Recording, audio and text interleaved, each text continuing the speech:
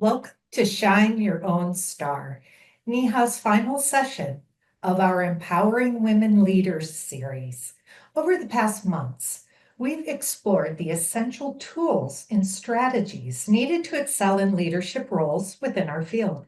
In this final session, we're tackling perhaps the most challenging yet crucial aspect of career advancement, learning to confidently celebrate and showcase your own achievements. I'm Christy Denbrock, Chief Learning Officer at NEHA. And for many of us, the idea of self-promotion feels uncomfortable, even wrong. We've been conditioned to let our work speak for itself, to stay humble, and to deflect praise. However, in today's competitive landscape, your accomplishments need a voice, and that voice should be yours. This isn't about bragging, it's about strategic career management and giving yourself the recognition you've earned. Today, our distinguished panel of leaders, Tracy Graham from Ecolab, Kelsey Lyon from NEHA, and Carly Haggerty from the City of Milwaukee Health Department, will share their insights on building your personal brand, creating compelling portfolios of your work, and overcoming those internal barriers that keep talented women like yourselves from stepping fully into the spotlight. We ask that you please write any questions or comments you may have in the chat box, and we will address those. But first, we would like to ask you to please drop into the chat why you think it is difficult to talk about yourself and your accomplishments.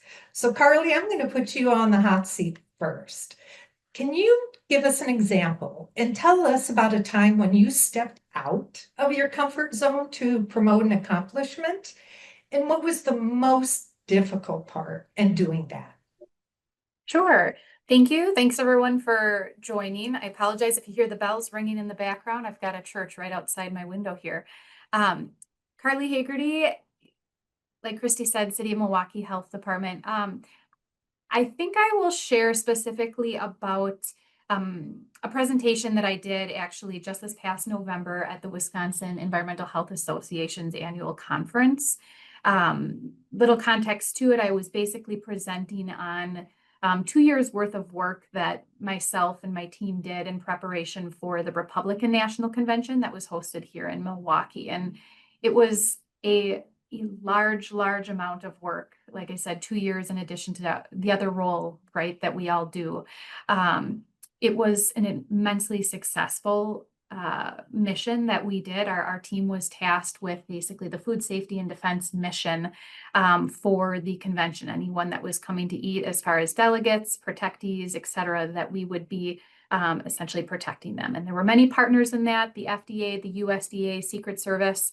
And we were told at the end that this was ultimately the most well-run food safety mission that they had been a part of for a national special security event. So definitely very proud, and I wanted to share on that, when the time was right. So fast forward to last November, we had this annual conference, and I really wanted to share on it, but I was worried, right? So how am I going to convey 2 years worth of work in a 1-hour presentation? Is it going to be interesting? Is someone going to think that maybe this wasn't as big of a deal as it was, or at least it was to me, right? Am I going to miss something? Really just wanted to make sure that my communication was perfect.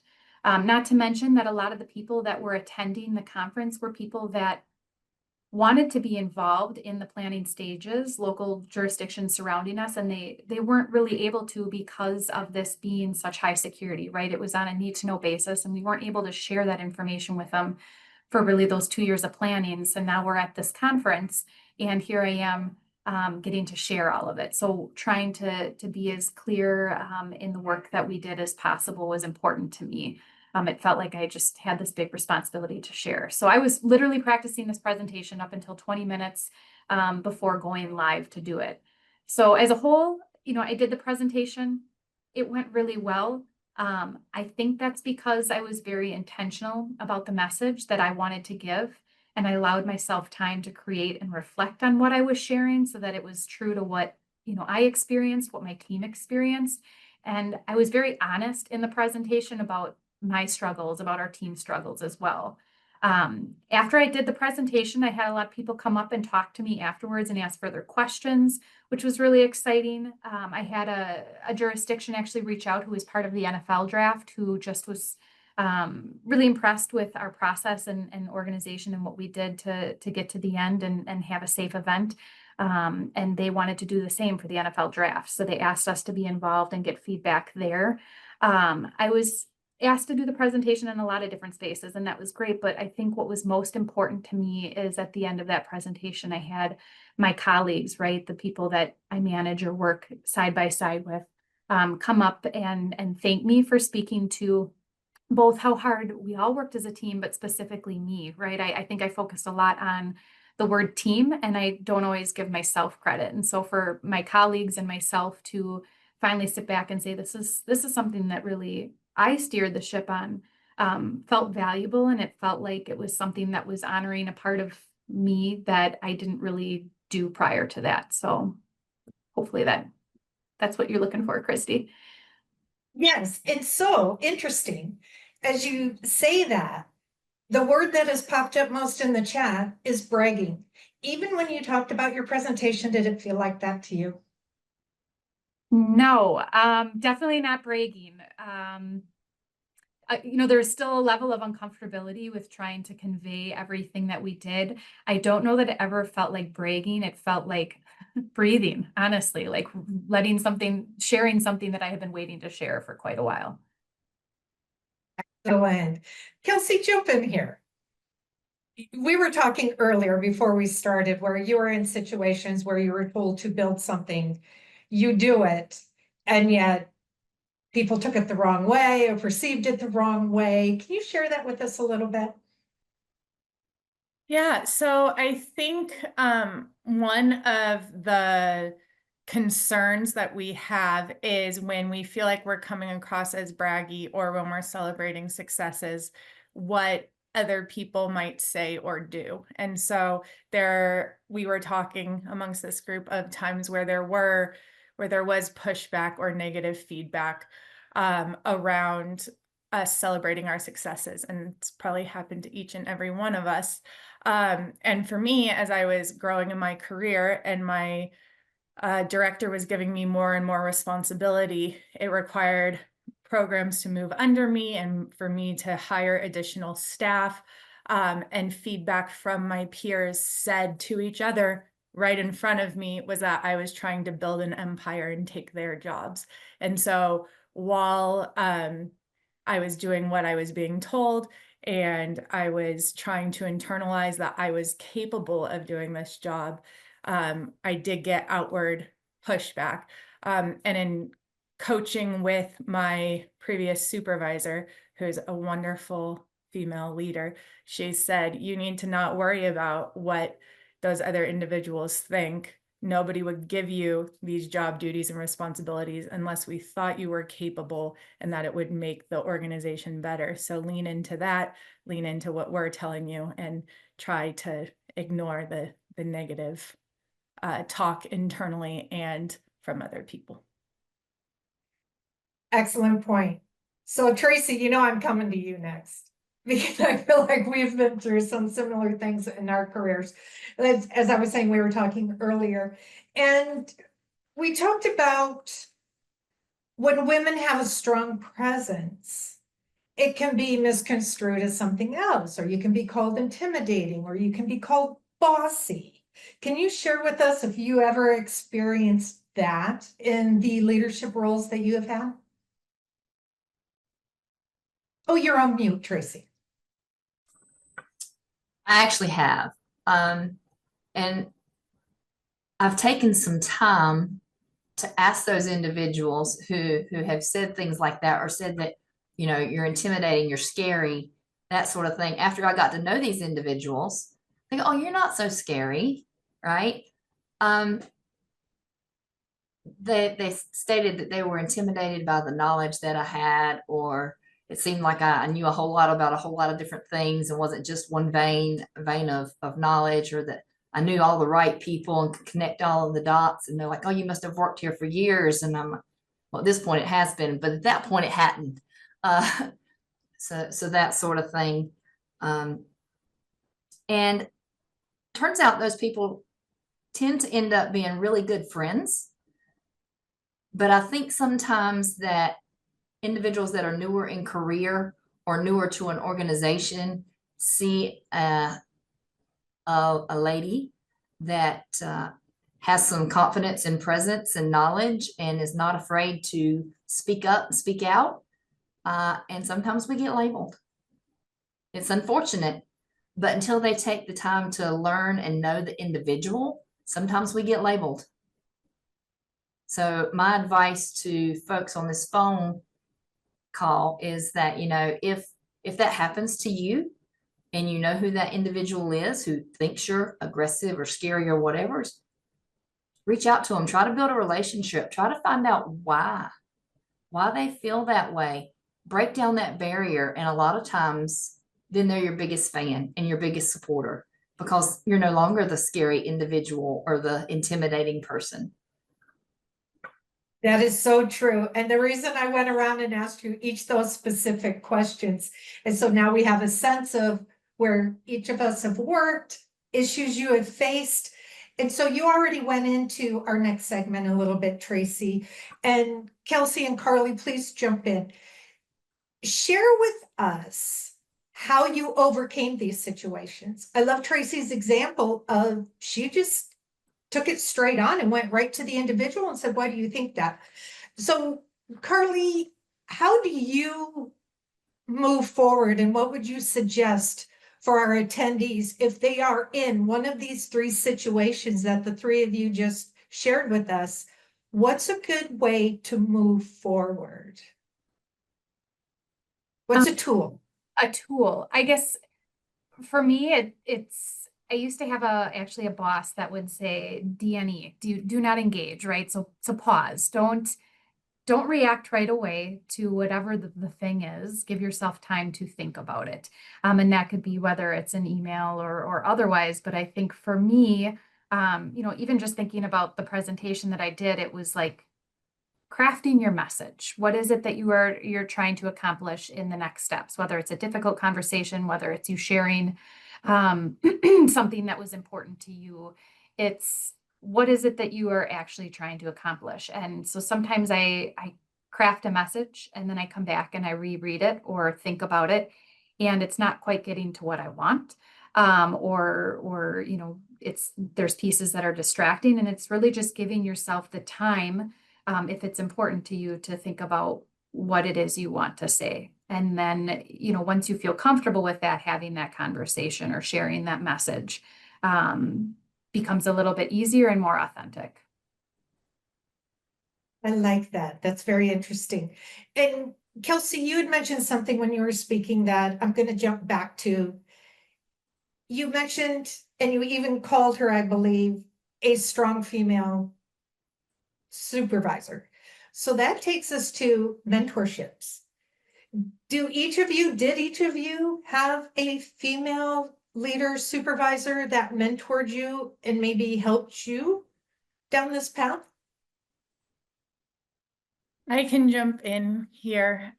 So I had a amazing supervisor previously, who helped me in a couple of different ways. One is that she was the first supervisor who acknowledged times where I would be better at doing something than she does. So it was the time in my career where I wasn't just being delegated work that she could do, but because I was her employee, I was doing it, and it might not be to her quality, but she needed to delegate, but rather I was doing work that she couldn't do. I had a different set of unique skills, and I brought value to the organization as an individual, not just as somebody to delegate tasks to. And that acknowledgement, like very direct acknowledgement of, I can't do this, or I told our director that you needed to do this and not me because of your confidence or abilities in XYZ, built my confidence as a person early on in their career. And then secondarily, she happened to be my supervisor as I became a mom. So I think there's a big transition for women when you are a working professional without kids, and then you're a working professional with kids, and having somebody who has lived through it, to say, it's okay that you need to take a couple hours of sick time to go take care of your kid. Like, we understand that you have a child at home. And here's how you balance that, and kind of try to be as present as you can, in both ways. And you can't do it all. And here's times where I've messed up because in one facet of my life, either in my career or in my personal life, because of trying to balance it all. So those two pieces, I think, were really valuable to me with this supervisor. And you brought up a good point, being a mother.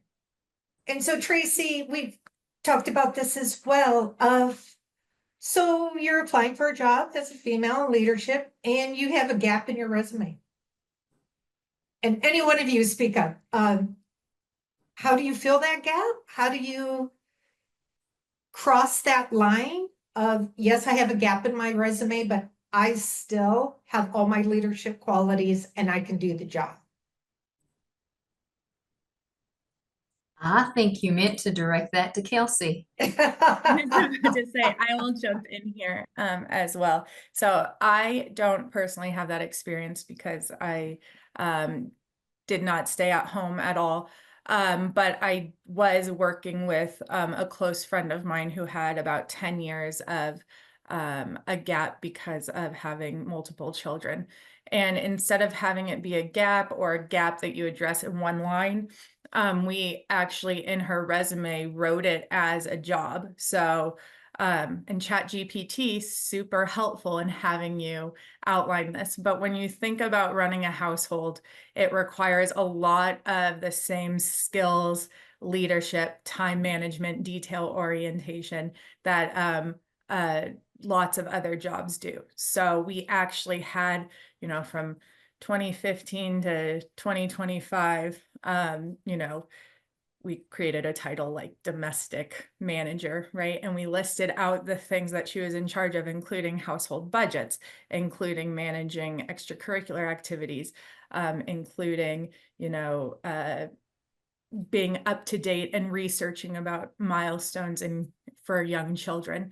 And so creating it more as a opportunity to highlight the skills that are required to actually manage a household, because it's very difficult raising young children, and that ability should be celebrated. So we tried to celebrate that within her resume.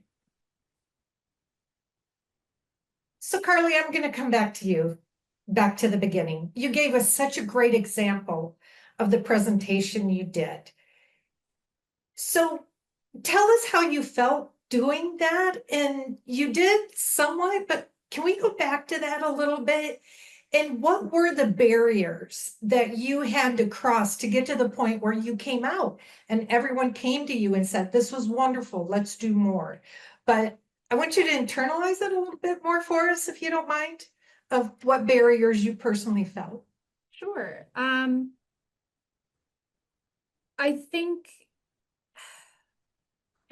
think part of it was, again, like, of course, this was 2 years of at least personally my life, right? Like, I knew that not everybody, even on my team, was in the thick of it for the planning stages as I was. And so trying to, I felt a little bit like I needed to explain myself of like, here are this role that I took on that was truly like an additional second job to what I was doing. And I think, hindsight, I think my team knew that, but trying to explain that to a room of 200 people of like, this was so much work. And I took it so seriously because, one, it was my team's safety. It was our community's safety. It felt like it was my reputation on the line. And there was this truth, which I didn't share, when I was trying to keep my story to 3 minutes of my example here. But there was this truth I felt like I had to share in the presentation that it was almost like I couldn't not say it. But trying to say it honestly of like, I very much debated if I should move on to a different job when we first secured the RNC, because I was so worried, was I going to be capable of leading this mission and getting us through it and all the things. And it was like I needed to say that so that people understood like how I was feeling about taking on this major thing for 2 years. So my husband was like, just say it. Like that's fair, that's honest. And I did. And I remember like seeing several people in the audience nod and like totally get it. And then going through the presentation of just, even as I was doing the presentation live, like, here's this one section of what we were doing, and then moving on to the next and realizing like, my gosh, we really accomplished something and we did so much. And I'm so glad we're talking about it, because there's just no way to have people possibly comprehend the amount of work that we did unless we talked about it. And so that, I think that was it, is it was finally like opening a little bit of a floodgate for me on something that I held close and like was sitting with, knew it was hard, but needing to like share with people how much we worked on it. So Christy, Great. And I in the like that beginning- you have this support that your husband said, just say it. Because if you don't say it, who will? And that's the whole point of this discussion, is speaking up for yourself. Now, Tracy, we have a question for you in the chat. Would you like me to read that to you, or do you have it in your chat? I And see it it is, from Miss Flora. Flora, so I actually have had a couple of people that actually work for me on my team that I just felt like weren't opening up. And when I got to delving into what was going on, I got the feedback that they thought I was intimidating, that they were hesitant to ask questions or that sort of thing. I have gotten that feedback from members of RD&E and other functions as well. But I did just what I said I did. I called them, set aside some time on my calendar, invited them to come to a place, not my office, so it wouldn't be across the desk and that sort of thing, to have a Coke, because we know I don't drink coffee, but to have a Coke, coffee, a tea, or whatever, and sit down and I told them I wanted to talk to them a little bit, to get to know them, to build a relationship. And I just asked them, why are you hesitant to ask me questions or to let me help you? And they came out with well, you're intimidating. I don't want to look like I don't know something, or this sort of thing. And so we just talked, and I finally said, everybody starts there. When I came to Ecolab, I did not have a background in food safety or cleaning chemicals or anything like that. I had come from a raw material supplier in the mining field, the oil field, mining field. So completely different industry. I started at ground zero too, and you will be okay. But you got to open up, and you got to ask questions, and you got to say what you don't know or what you don't quite understand. And I am happy to teach, repeat, do all the things, but you can't just write me off as she's aggressive or scary. And I've done that with multiple people at multiple layers of the organization. I do come across as intense at times and confident. I've been told I'm fairly bold. And sometimes I have to actively work on dialing that back, because I don't want to be intimidating or scary. I can't be effective if I am. So it's just something I've had to do. I was going to say there, Christy, though, when we were talking and I was listening to Carly and Kelsey speak, that when we're talking about these examples of things that have happened to us, I guess one of the things that comes to my mind is I was asked to run for the presidency of the Society of Chemical Hazard Communication for North America. And the first thing that leaped into my mind was, feelings of inadequacy. Can I do it? Why would they want me? Right? Why would somebody want me to run? And that sort of thing. I'm not good enough. I don't know enough. it's a big enough role. Here I am. I live in North Carolina. I don't know all these people in Washington. You know, I don't, all the things that you think, right? And then that moved because it's kind of almost a progression. You almost think about it kind of like a change management process, right? So in my brain, I moved from that to what if they think I'm bragging? What if the people that I work with, or my friends, or my family, or the folks I went to high school with, they think I'm bragging? What if it happens? What if I run and get elected? You know, what happens then? You know, you kind of go through this whole change management piece. And then I kind of got a little bit excited about it. And I moved into the, what if I pull this off? What if I become the president of the Society of Chemical Hazard Communication, which I did, by the way. So, but I went through that whole thing. But the scary part was after they asked me to run, they wanted to put on a forum called Meet the Candidates, and they wanted you to put your biography out there, which lists your accomplishments, right? So what are you putting that? You've had 20, 25 years in this field. What do you put on paper that is adequate but not braggy? That sort of thing. So I had to run through that whole piece. And that's where the shine your own star came from. So my dad's a man of few words. He doesn't say much, but when he speaks, you better listen because it's usually important, right? And so I was telling him that, so Dad, it feels like bragging. It feels like tooting your own horn. And, you know, we were always taught not to do that. And he said, girl, you need to think about this differently. This is shining your own star. Nobody can tell your story better than you can. So write it. They'll either like it or they won't. If they won't and they don't like it, they won't vote for you. It'll be all right. Just do it.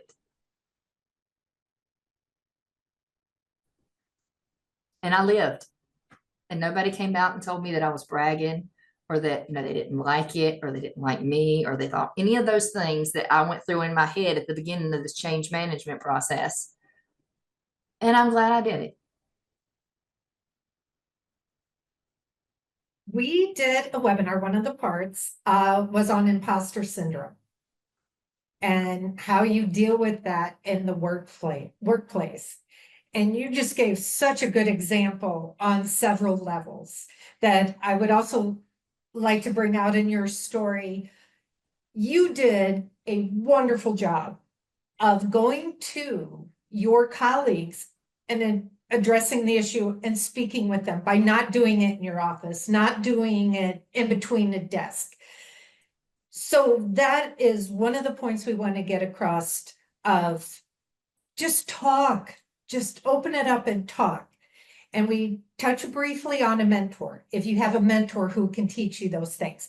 But how do we take it a step further and build a culture and an organization where your colleagues are comfortable enough to come to you and say, I'm a little nervous to come and ask you this, or the other way around with imposter syndrome of if you are given an assignment and you don't feel maybe you're up to the task to do it, even though you are, it's just imposter syndrome.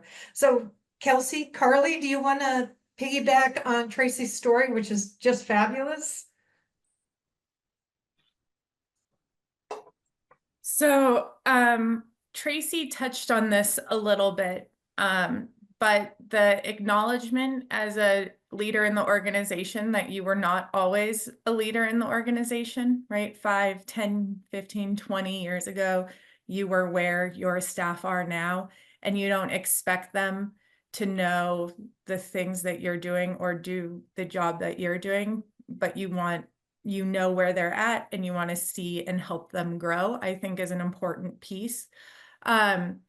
Additionally, I think there's value in creating space for recognition in a structured way. So there's a 1.5 million ways to do this. There's software you can purchase, but even just in team meetings saying, you know, we're going to set 15 minutes aside to recognize one another for the big or small things. And when you first do this, nobody talks at all. And they're really nervous. And then as you normalize it, people end up being willing to recognize their peers, recognize each other, and it provides you a structured time to say, okay, this is a time where I should recognize people for the value that they bring. Some people like it publicly, some people like it privately. So it's important to know that amongst your staff, which is why supervision is such an important job and skill. But being able to navigate, Sally likes it when I, in a one-on-one meeting, really validate the work that she's doing and point out when she's gone above and beyond. Sarah likes it when I make a large announcement to the whole organization and brings her up on stage. And switching those doesn't provide them with the same satisfaction. So navigating that and creating those spaces where people feel validated in their work, and you're teaching them what is a success. Because I think one of my notes is that sometimes we don't know what a success is, right? Carly touched on this a little bit. But sometimes why it feels braggy is because you've done it. So was this just meeting the expectation, or is it really something to be celebrated, or is meeting the expectation something to be celebrated? And having an organizational culture that makes it clear of what things should be celebrated and what things you can celebrate helps people open up a little bit more, and make it not feel as braggy. Like, I did this thing as part of my job description. But it's still hard, right? So even if it's something you're expected to do, we can still celebrate it. And we tend to wait until we think it's way above and beyond and so overwhelming. And that's the time where we might raise our hands, but there's a lot of things we do day to day that are worth celebrating, because what we do in environmental health is hard. So Kelsey, I think that that's great. And when you talked a little bit about, it's part of your job description, maybe something you're expected to do, but we celebrate the how you got it done, the creativity, the tenacity. That's to be celebrated, because everybody does things just a little bit differently, and we learn from one another that way. And so I think that's a great thing, and it's something that I try to do here at Ecolab. We have this badge system in one of our computer systems, where when somebody does something exceptional, you send them a personal note, and it sends a note to their manager too, that you gave them this feedback throughout the year, this pat on the back, this atta girl, atta boy, whatever you want to say. Doesn't cost me a dime, takes me 2 or 3 minutes, but it certainly makes someone's day. And I think that's a great thing to do too. Even if you just drop somebody a couple of sentences in an email, you can put a smile on somebody's face and help lift them up and make them feel validated. I'm going to come back to you. I feel like I keep picking on you because your project was so big. And I think it's a great example. And we had talked previously about maybe little tips for yourself. Was there a time where even like weekly, you would list your own accomplishments of, okay, I wanted to get to this goal and I got there? And did that give you the courage to break another barrier and go to the next goal and the next goal? So it didn't look so huge and overarching? So, which is really good why we're doing this whole webinar, right? In hindsight, I think yes, right? I don't know that I saw it as that in process when we were doing it. We certainly had goals and things that we needed to do each week, and we were having weekly meetings about where we were on different deliverables. So there was certainly like a sense of keeping a pulse on what we were doing to know where we were in our timeline. Hindsight, there is a part in my presentation where yes, I have very specifically like a timeline listed out of things that we accomplished along the way and deadlines. And that was another piece, again, in hindsight, reflecting of realizing how far we had come. But yeah, I guess again, like during the process of it, I don't know that I saw it that way, but it is almost similar to when we were talking about ChatGPT, which I only recently learned about, and have realized like people are using this in their, master's programming and things and their resumes. But I had put my resume in for a bio sketch that was needed for a presentation. And I remember reading it, and I thought, dang, I sound really good. And these are all things that I did, right? Like these are trainings that I went through and certifications that I have, and, advisory boards that I'm on. And I was like, okay, this sounds really, really good. And you realize that it is really worth keeping track of and celebrating even maybe what you think are little things, right? Like your definition of what is worth sharing or worth recognizing is maybe different than somebody else's. But certainly when I threw it into like a ChatGPT to see how it came out, it was like, well, these are all really worth talking about. And so keeping track of those achievements is worthwhile. Yes. I really like your point with putting your resume into AI, because Yeah. you look at it and you go, wow, that comes across as impressive. And then you think, am I bragging? Is it too much? Does it make it sound too elevated for what the job really was? But I think that is a great exercise for everyone to do. So I like the comment that was just put in the chat, and I'm a huge quote nerd. I'm always quoting the quotes. And this individual put in that people may not always remember what you said, but they will always remember how you made them feel. And so, Tracy, I'm going to go back to you. I think it's so powerful on your point that somebody was uncomfortable coming to you. And so you went to them and made them feel important. And you made them feel that they had the power and they could shine their own star and talk to you about the situation. Is that how the individual walked away? And is that how you walked away from that conversation? Well, we walked away with a better relationship and more open relationship, so that in regulatory, I don't know if the rest of you have this experience, but a lot of times the conversations that you get to have are not always positive. Usually it's when there's an issue, a problem, a challenge, something, or it's a situation where somebody needs to understand how to navigate a regulation or a requirement or something. And so being able to have an open dialogue with someone about that type of conversation, it's a two-way street. And so I think another one of the things that I try to do in those situations is when I need to make a decision, if it's not just clearly a yes or a no and there's some gray area, I try to seek out individuals that don't seek me out and go ask them for their perspective.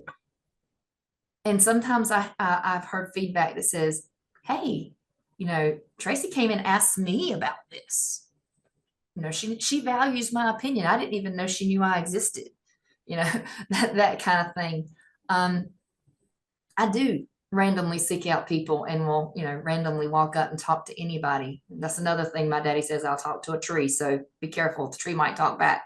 But I'll talk to anybody, whether they're in regulatory or marketing or finance or IT or just whoever, randomly walk on a different floor and just, hey, who are you and what do you do? I'm Tracy. But anyway, so come back with a relationship and actively work to cultivate relationships at all layers of the organization, because you never know. It's not what you know, it's who you know. So, really try to do that and make people feel valued and validated and that their perspective matters to me.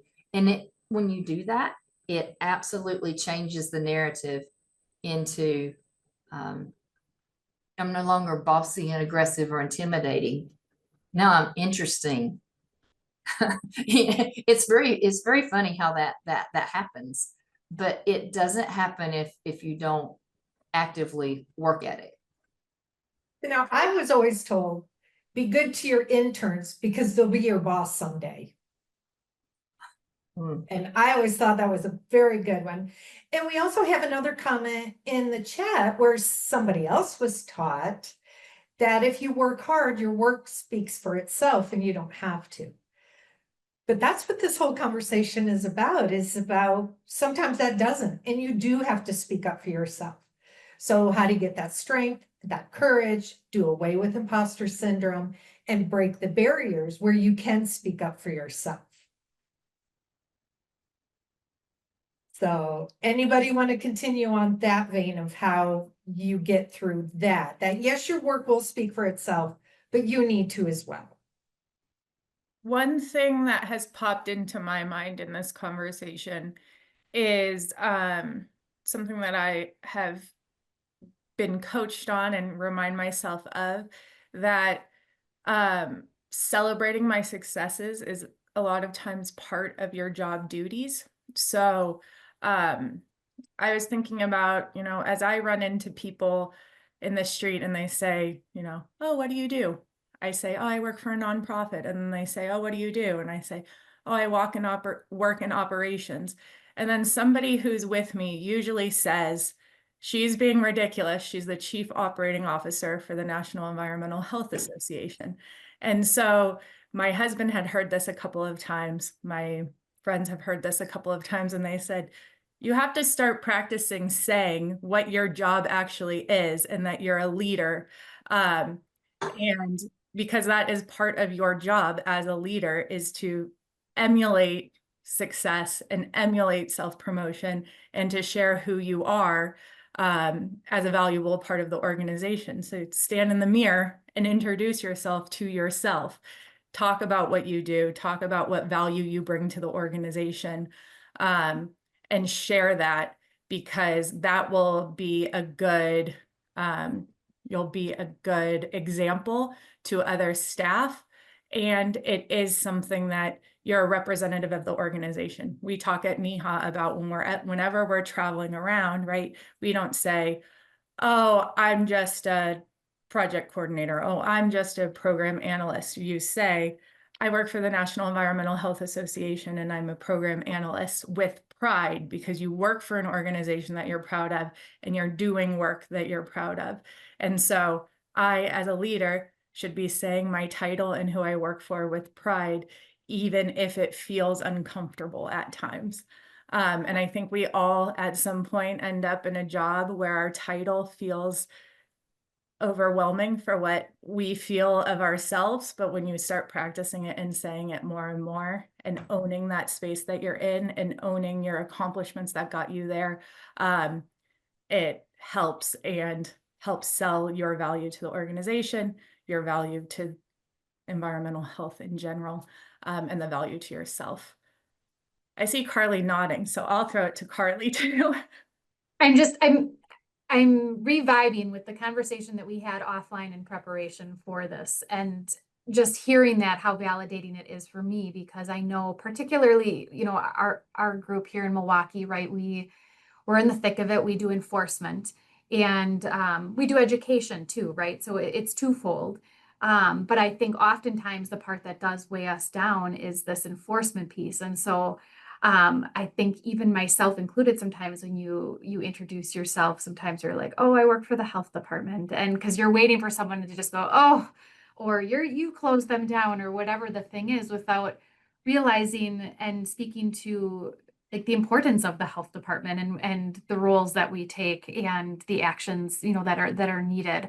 And so it's why like conversations like this are so important too, for me to remind myself, absolutely, like this is who I am, this is my job, and that's important to speak to the credibility of what we do and the value in what we do. These are great stories. And to move the conversation more in another direction, what would you say to your entry-level staff and new individuals coming in who might be a little more intimidated because they are entry-level? Tracy, do you want to take this one first? Of how are we to mentor and build an organization so that the women coming up in the workforce have maybe a little easier time than we did speaking up for themselves and not fearing being called backlash, or worse, being called names and having backlash? I think that the easiest thing that I can do for my team, new individuals on my team, is to ensure that they realize that even if the door's closed, I have an open door policy. Got a little bit of that ADHD thing that goes on, and so I keep my door shut so that I'm not chasing squirrels. But once they realize that even if the door's shut, it's always open, that they can come in and that they know that I'm there to help, support, and ask questions of, and that I want them to be successful, because if they're successful, I'm successful. Absolutely. Right? That the best thing that can happen to me is for them to do well. And so once they realize that you're in their corner and that you will be their foundation and their support and back them, I think that helps them to lose some of the anxiety. Once they realize that there's nothing that they can do that can't be undone, and as long as they are empowered to make decisions, as long as they understand, they can explain why they decided what they decided, that it's a lot easier for them to go forward. They have to feel like it's a safe space to talk and fail. And if they don't, what would be the first step for them to get over that hurdle of being uncomfortable? It's a two-way street. You have opened up that communication, but if you still have someone who's a little apprehensive, what would you tell them of how to make that first step? I think you just have to keep reinforcing it, much like you do when you teach a child something. It's over and over. It's repetitive. It's going by the desk, making sure that they realize that you're here today, and can I do something to help you? Do you have any questions? That sort of thing. Pointedly giving them stretch projects that are going to take them out of their comfort zone, and explaining to them when you do that, because you can see the fear and the eyes get big when you tell them that you've given them this new project, and you can already see the seeds of doubt, I'm not good enough, the feelings of inadequacy coming across their face. But if you explain, I'm doing this on purpose because I can see talent in you that you can't even see in yourself at this point, right? I see how you can shine, and this will stretch you. And when you come out of this, you will thank me. You may not in the moment, but it's much like growing a teenager. Eventually you will thank your mother, right? So again, you will thank your boss for that stretch assignment, for helping you to grow and spread your wings where you might not have done it on your own if you hadn't got that little push and prompt. And I think that's one of the first steps, is if you recognize you have someone in your orbit that is having trouble making it over the hump on their own, even though you've given them that safe space to talk, to ask questions, to fail, maybe you need to give them a little push and tell them why you're giving them that little push. Okay, now I'm going to flip the script, and Kelsey and Carly, jump in on this too, because Tracy, you have just given so many wonderful examples of how to create an organization where somebody feels safe to come and talk to their supervisor and work on a project. What if you're not in that type of situation? And so you don't have that support. You don't have someone like Tracy who is open and who will communicate with you. Kelsey, what steps would you give that individual if they don't have that environment? It's more of a toxic environment. So how do you shine your star in a toxic environment? Well, I might say leave the toxic environment, but if that is not an option, I think it's important to find somebody within the organization that can serve as a mentor or even a peer mentor. So we're assigned kind of a line of supervision, right? But that does not mean that that's the only person we can go to for support. And many times talking to a peer to say, you know, how did you convey this message, or how did you advocate for yourself to our supervisor? How did you find success in that, can provide you with good skills, or even as a supervisor in a different organization. And it doesn't need to be, you know, hey, my supervisor is not supportive. It can just be, hey, I see characteristics in me, in you. And so as a supervisor or leader in this organization, I wanted to learn a little bit from you. How do you advocate for yourself on XYZ? So it doesn't need to be a bashing your supervisor sort of thing, but you can find somebody who you respect and want to learn from in the organization, and have those conversations with them, or even outside of the organization within your network.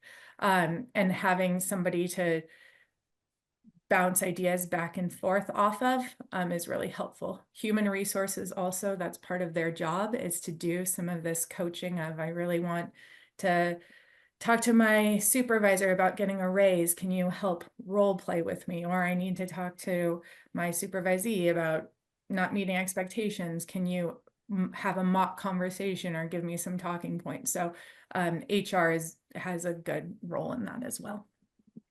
Thank you, Kelsey. Carly, I'm going to toss to you this question we've just received in the chat of a strong female coworker and a role model has just retired. And so now someone is stepping in to that position. So how do you keep that going? How do you generate and keep going what has just retired that has helped you?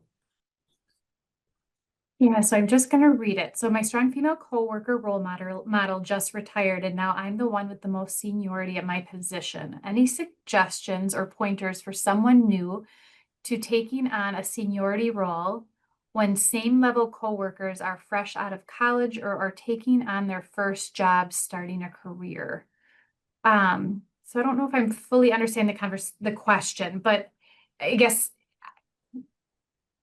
if I'm understanding this correctly, so I'm thinking about this, you know, I had a boss in the position before me, in the position I'm in right now, who had held it for a while and left, right? So I was kind of the next, I think, most senior person, and I had also moved through the program with a lot of people. And I remember, and I apologize if this is not getting to the question. I remember one feeling like, oh gosh, I had been asked by a few people to take on this role. And that was very intimidating to me because I just did not necessarily see myself ready to take on the role. I obviously eventually did. But then certainly, and I apologize, I'm not sure if I'm getting to the second part of this question. Any suggestions or pointers for someone new to taking on a seniority role when same level coworkers are fresh out of college or are taking on their first jobs?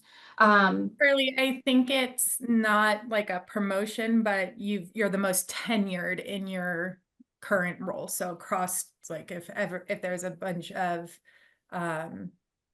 environmental health specialists, you're the one who's been there the longest. So kind of like a peer leader question. How do you grow into that peer leader role? I see. How I read it. Thank you. No, that's helpful. I mean, I think part of it, how do you take on that role? I think part of it is getting very comfortable with leaning in and speaking up, right? And there's smart ways to do that and not. So if you've been in a position for a certain period of time, right? When you're sitting in a group setting, you probably already know some of the qualms that are come up, the frustrations, and then some of maybe the goals or opportunities of a group. And so being able to lead through that and be able to speak for that is, I think, a really important skill to have, because in my experience, even people that I've worked with for a really long time in the kind of the same position or same program, not everybody has the same comfortability with speaking up, even though they may be feeling the same way about something. And so being able to advocate have those questions come forward. Again, like sets you up, I think, for both success, but also respect amongst your colleagues and knowing that you're there to support them. If hopefully that's answering maybe some of that question. And then there's another question in here that says, what's your advice to junior employees who are strong in traditional feminine skills like emotional support and organization, note-taking, frequently find themselves in meetings of all men where these skills are desperately needed? Oh boy. So this happens, at least I feel like for me, oftentimes, and I actually would argue that our team, our health department team, we're like the master conveners, I feel like. So oftentimes there's problems that happen in the city that we may have some tangible piece to. And just because, and I do think a lot of our group is female centered, we have a lot more women in our group, but we are like, well, this problem needs to be solved. It's not just us, but we're going to convene all of these people to come together. We kind of joke, it's like have Ken talk to Barbie and solve the problem, but we're the people that bring the group together to have these conversations. It's not a bad thing. I think there's strength in whether you're junior or not, but having emotional intelligence and bringing those parties together to have the conversation is really a first step in getting the problem solved. And so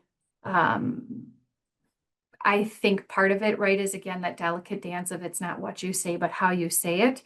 But oftentimes, again, you saying something is usually the first step to what a lot of other people are thinking. Okay, we're very short on time, but I do want to do a quick round robin of what would be your number one takeaway that you would tell the individuals on this webinar. Tracy, shoot. I would say embrace the shine your own star, that nobody tells your story better than you do, and that you need to know a 30-second clip of why you're valuable to whatever organization you're in, whether it's personal or professional, so that when you meet people, you know what you're going to say and you're not stumbling over your words. So that's your elevator pitch. Create your elevator pitch. Kelsey, I'm going to throw it to you now. And you had mentioned practice it. So practice your elevator pitch. But what's your final comments? I think my final comment is most of the time, nobody thinks you're bragging. And most of the time, it actually is an explicit or implicit part of your job is to shine your own star. So if it helps you make that more palpable to you, do it because you should be doing it, not even because you want to. Carly, your final comments. Yeah, I guess I would just say, don't overthink it. Continue to share. I think that's the big piece is I don't know how many times I've drafted something up and paused because I've overthought how it might be received. And at the end of the day, your accomplishments are your accomplishments. And so to exactly what Tracy and Kelsey says, that's your story, speak it and share it and don't overthink it. Excellent. All three of you, thank you for sharing your experiences and your time with us today. And to those in attendance, we hope you enjoyed this session. And we ask that you please take a few moments to fill out the short survey because your feedback is instrumental to us at NEHA to bring you the topics that you need and to complete our mission, which is to build, sustain, and empower an effective environmental workforce. We are going to drop in the chat. We have some great resources at NEHA through our community platform. And so we would love for you to join community and stay in communication with all of us. And if you enjoyed this session, please join us and become a NEHA member at neha.org. Thank you.